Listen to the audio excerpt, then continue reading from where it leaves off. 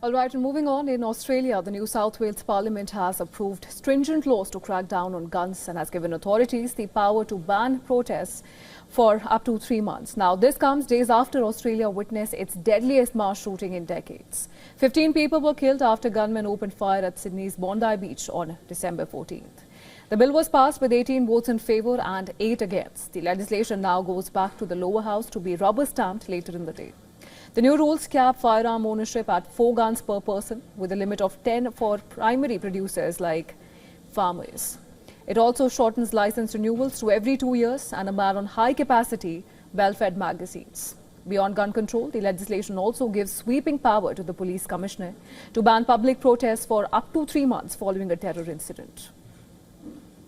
Now, appeals against refusals by police to grant a license will also be curtailed with amendments to multiple pieces of legislation.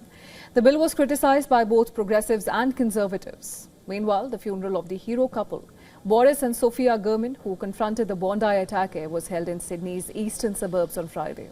The couple had filmed tackling one of the 2 gunmen as he exited his car before being shot dead. Prime Minister Anthony Albanese has announced the creation of a special honours list that would recognise those individuals nominated and recommended for a bravery award in response to the Bondi terrorist attack.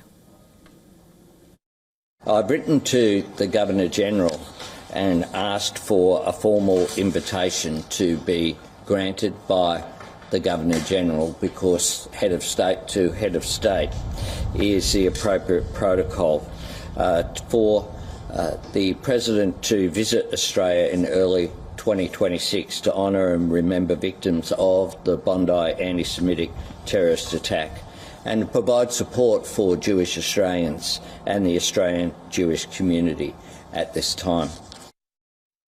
Now, on the investigation front, officials allege a father and son are the gunmen and say the attack is being investigated as an act of terrorism targeting the Jewish community. Australian police said it appears the attack was inspired by Islamic State.